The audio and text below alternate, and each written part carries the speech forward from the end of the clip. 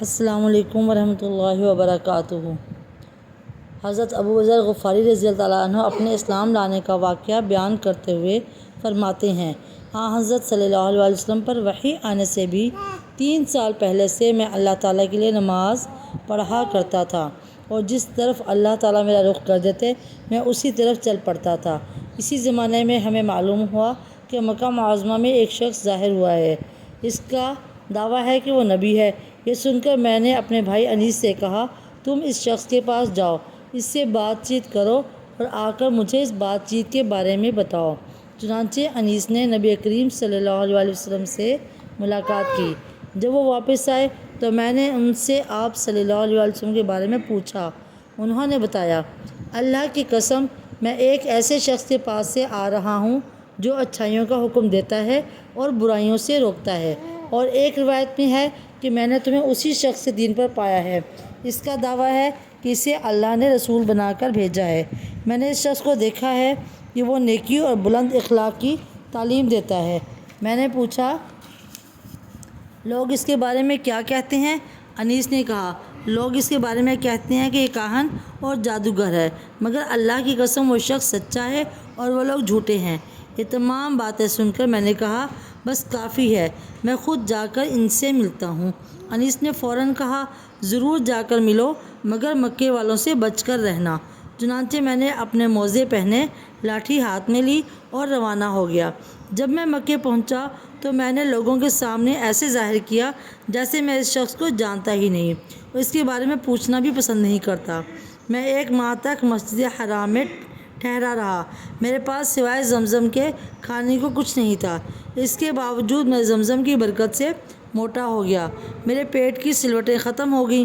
مجھے بھوک کا بالکل احساس نہیں ہوتا تھا۔ ایک رات جب حرم میں کوئی طواف کرنے والا نہیں تھا، اللہ کے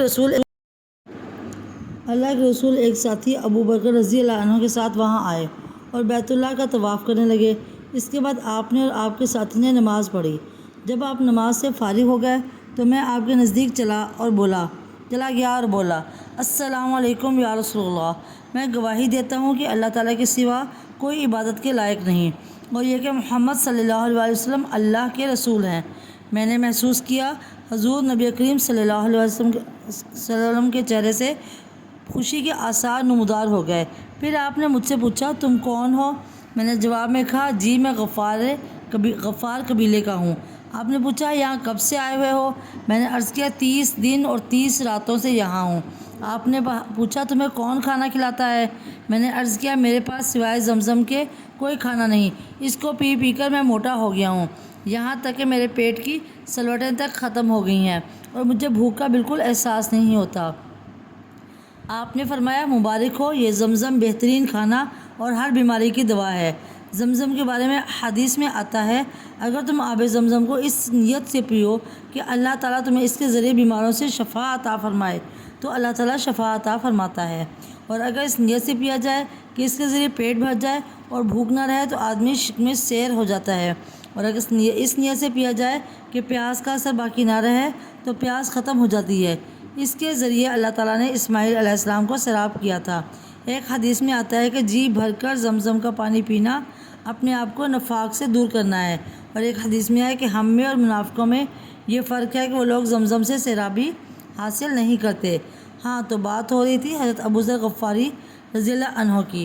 کہا جاتا ہے کہ ابو ذر غفاری اسلام میں پہلے آدمی ہیں جنہوں نے آپ صلی اللہ علیہ وسلم کو اسلامی سلام کے الفاظ کے مطابق سلام کیا۔ ان سے پہلے کسی نے آپ کو ان الفاظ میں سلام نہیں کیا۔ سبحان اللہ۔ اب ابو ذر غفاری رضی اللہ عنہ نے آپ سے اس بات پر بیعت کی کہ اللہ تعالیٰ کے معاملے میں وہ کسی ملامت کرنے والے کی ملامت سے نہیں گھبرائیں گے، اور یہ کہ ہمیشہ حق اور سچی بات کہیں گے، چاہے حق سننے والے کے لیے کتنا ہی کڑوا کیوں نہ ہو۔ یہ حضرت ابو ذر غفاری رضی اللہ عنہ حضرت ابو بکر صدیق رضی اللہ عنہ کی وفات کے بعد ملک شام کے علاقے میں ہجرت کر گئے تھے۔ پھر حضرت عثمان غنی رضی اللہ عنہ کی خلافت میں انہیں شام سے واپس بلا لیا گیا، اور پھر یہ ربضہ کے مقام پر آ کر رہنے لگے۔ ربضہ کے مقام پر ہی ان کی وفات ہوئی تھی۔ ان کے ایمان لانے کے بارے میں ایک روایت یہ ہے کہ جب یہ مکہ معظمہ آئے تو ان کی ملاقات حضرت علی رضی اللہ عنہ سے ہوئی تھی۔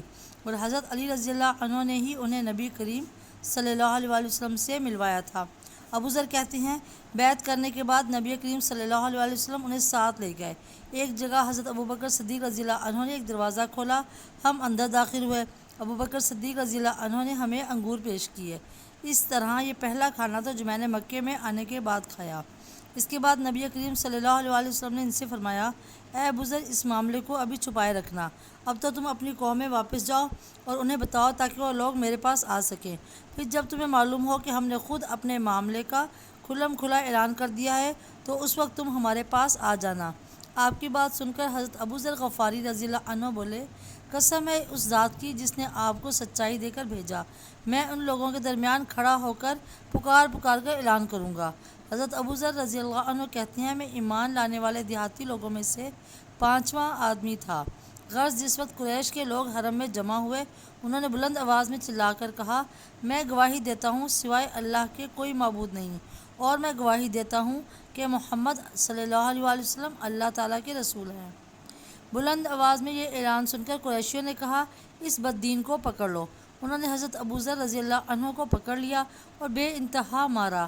ایک روایت میں الفاظ یہ ہیں کہ وہ لوگ ان پر چڑھ دوڑے، پوری قوت سے انہیں مارنے لگے، یہاں تک کہ وہ بے ہوش ہو کر گر پڑے۔ اس وقت حضرت عباس رضی اللہ عنہ درمیان میں آ گئے، وہ ان پر جھک گئے اور قریشیوں سے کہا، تمہارا برا ہو کیا تمہیں معلوم نہیں کہ یہ شخص قبیلہ غفار سے ہے، ان کا علاقہ تمہاری تجارت کا راستہ ہے۔ ان کے کہنے کا مطلب یہ تھا کہ قبیلہ غفار کے لوگ تمہارا راستہ بند کر دیں گے۔ اس پر ان لوگوں نے انہیں چھوڑ دیا۔ ابو ذر فرماتے ہیں اس کے بعد میں زمزم کے کنویں کے پاس آیا، اپنے بدن سے خون دھویا۔ اگلے دن میں نے پھر اعلان کیا، میں گواہی دیتا ہوں اللہ کے سوا کوئی عبادت کے لائق نہیں اور محمد صلی اللہ علیہ وسلم اللہ کے رسول ہیں۔ انہوں نے پھر مجھے مارا۔ اس روز بھی حضرت عباس رضی اللہ عنہ ہی نے مجھے ان سے چھڑایا۔ پھر میں وہاں سے واپس روانہ ہوا، اپنے بھائی انیس کے پاس آیا۔ انیس نے مجھ سے کہا، تم کیا کر آئے ہو؟ میں نے جواب دیا، مسلمان ہو گیا ہوں اور میں نے محمد صلی اللہ علیہ وسلم کی تصدیق کر دی ہے۔ اس پر انیس نے کہا، میں بھی بتوں سے بیزار ہوں اور میں اسلام قبول کر چکا ہوں۔